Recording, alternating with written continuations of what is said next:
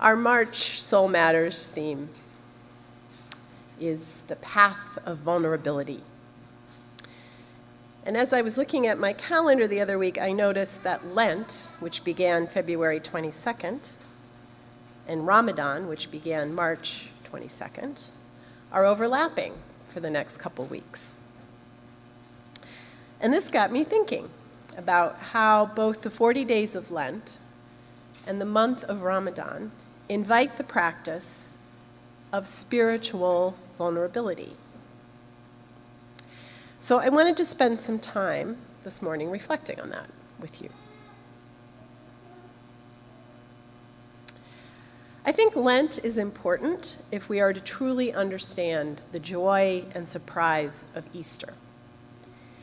The sacred stories of rebirth and renewal and resurrection lose their power if we begin there, with everything being happy and sunny and full of flowers and bunnies and chocolate and Jesus alive and well.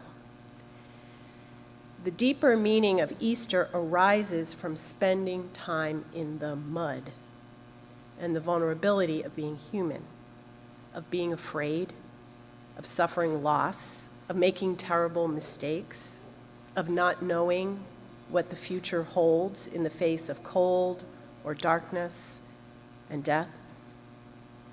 Lent begins with Ash Wednesday, and a reminder that we are dust, and to dust we shall return. All we love and hold dear is mortal and finite, including ourselves and those we love.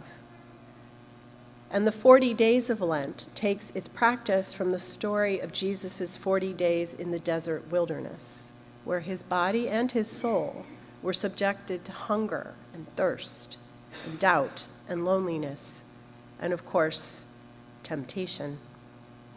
Specifically, 3 temptations by the devil.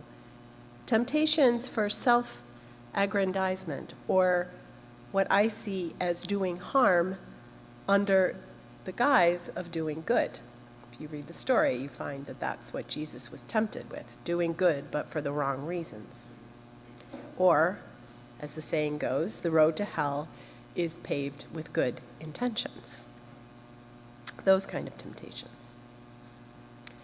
So just as Jesus took 40 days in the wilderness of the desert for fasting and introspection, Christians are called to do the same during Lent, although they don't have to go into a physical desert. It is a time to practice spiritual humility and vulnerability. And the timing of Lent, in the transition between winter and spring, what is truly mud season here in New England, is quite apropos, as nature reflects back Lent's season of the soul.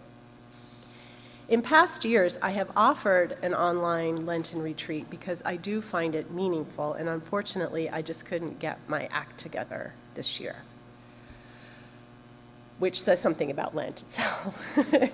But I find I'm really missing it.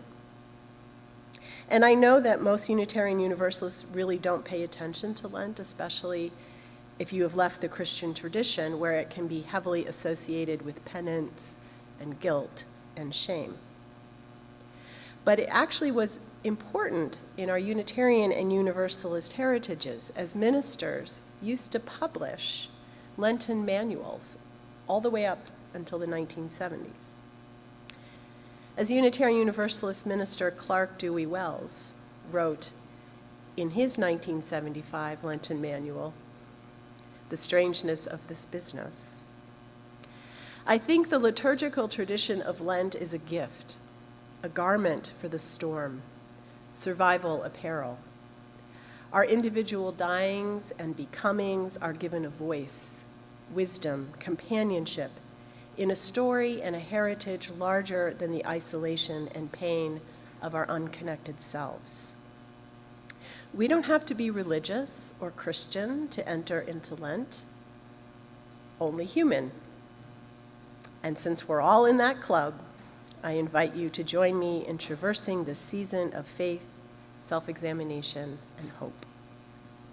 I just love that, his description of Lent as offering us a garment for the storm in the embrace of a larger sacred story, a larger community of faith and hope. Particularly in these past 3 years, with this pandemic that has left many of us feeling isolated and uncertain and afraid about the future.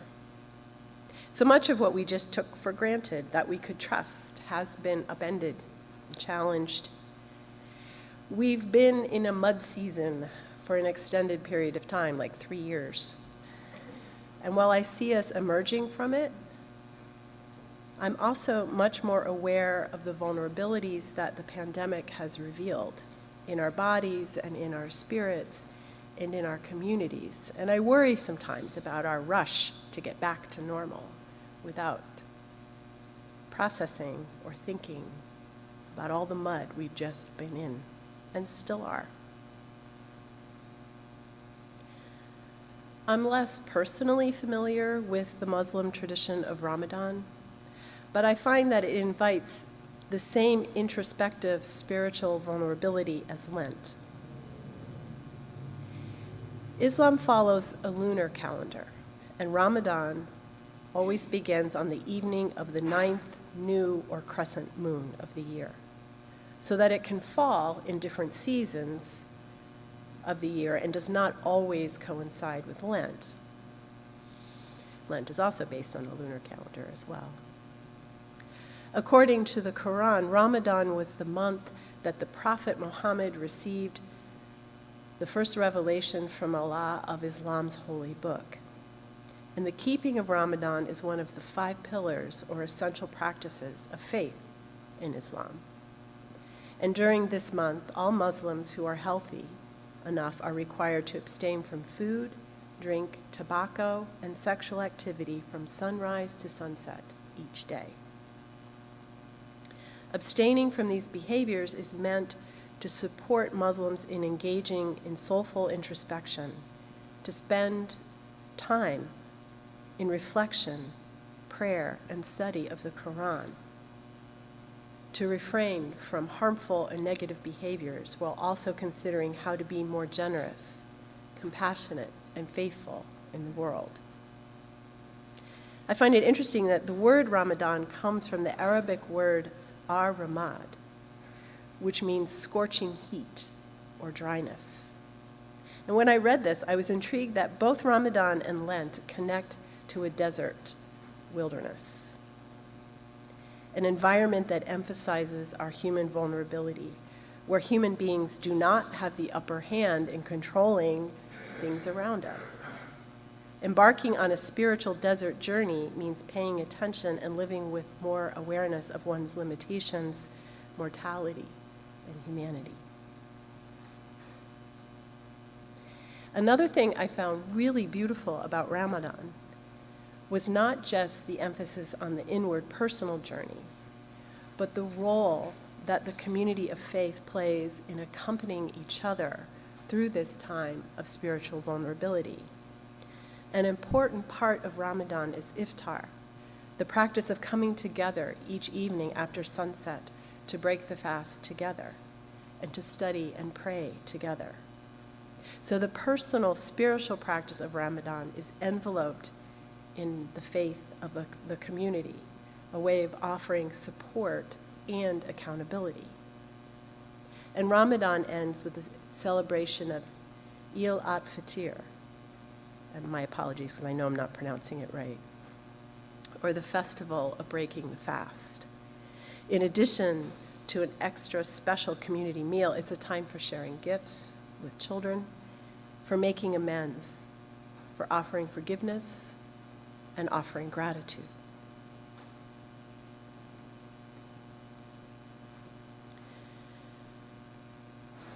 I've been rereading Frances Weller's book, The Wild Edge of Sorrow, which is about grief.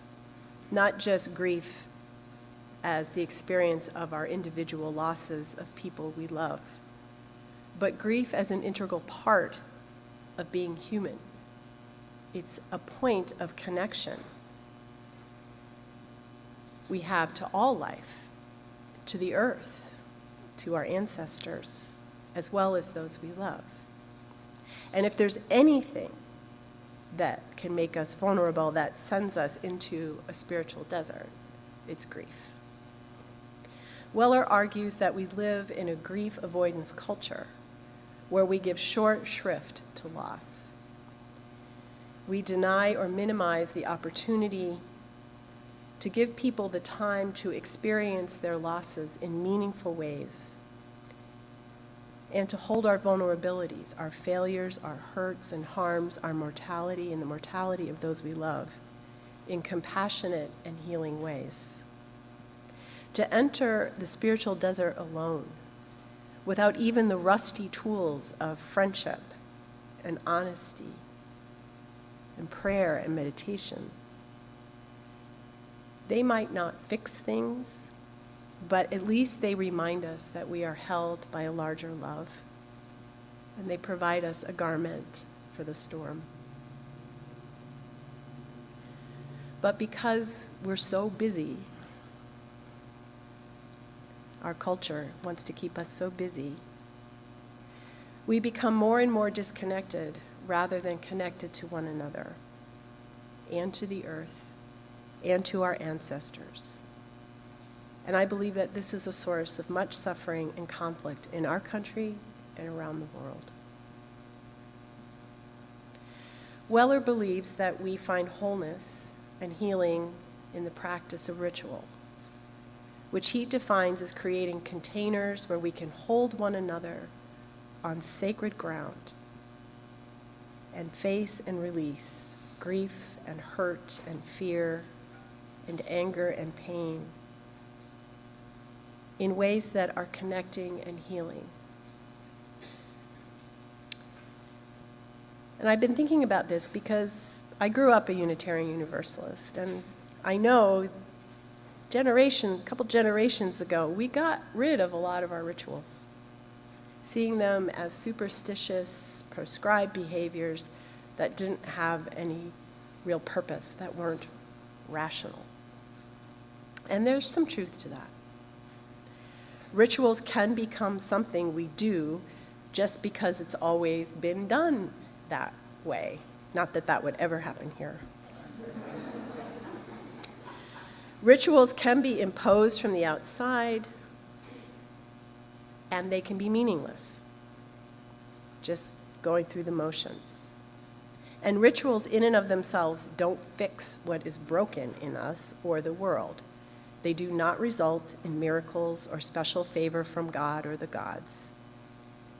And they can, like all human creations, be used in ways that are harmful. But I think more recently, Unitarian Universalists have found that we actually do need rituals, and we have created some of our own, like the chalice lighting, or the water communion and the flower communion, child dedications, and the coming of age services, to name a few. And they bring us together on sacred ground. But in recent years, as Unitarian Universalism has had to grapple with the shadow sides of our humanity and our history, I think we've come more face to face with our spiritual vulnerabilities. And we do not have regular spiritual practices and rituals for the desert, wilderness seasons, or the mud seasons, because our faith has only started to acknowledge that we might need these after all. We are not fully equipped for our souls to navigate such crises as the realities of systemic evil and injustice, or the destruction of the environment, or a global pandemic in the midst of a politically divided country. But here we are. Last month, Coach Justice Williams, a Black trans man, also a community activist and fitness instructor for all bodies, that's his mission, fitness for all bodies, came and led a anti-racism yoga workshop here at First Parish. A group of us joined him. And as part of that workshop, he shared with us what he called the 8 tenets of separation. And he described them as values in white supremacy culture that separate us by race, by gender, by class, all the other identities that we use to create us versus them thinking, to divide ourselves. And these were perfectionism, individualism, objectivity, progress is bigger and more, either or thinking, the right to comfort, power hoarding, and paternalism. And if I'm honest, I recognize some of these in our Unitarian Universalist tradition, like the drive for perfectionism or objectivity, the right to comfort. In other words, we feel like we should always be comfortable and never uncomfortable. And whether we are conscious of these or not, we think that they protect us from mud season, from desert times of the soul. These tenets, we think, can help us be invulnerable. But now we are coming to realize as a faith, we need to rethink and reimagine what it means to be human together. I love the reading by Annie Lamott because she nails a truth about ritual and our spiritual vulnerabilities. We human beings want shiny tools. We want shiny tools that will fix things, that will fix what feels broken or hurting or lost or painful to us. We want that for our bodies, we want that for our minds, we want that for our souls.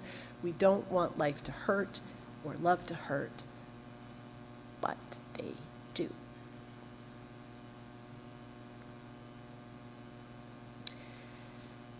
And this is where I have a confession. This is one of those sermons that wouldn't finish itself. I'm still in the mud with it, if I'm honest, and I really don't know where to land. This idea of spiritual vulnerability and making time and space to intentionally be in the mud, to intentionally be in the desert together, feels important.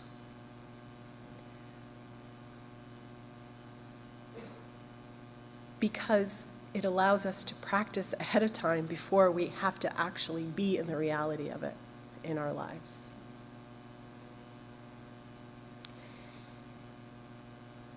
And that is about as far as I've gotten. I know that there's more.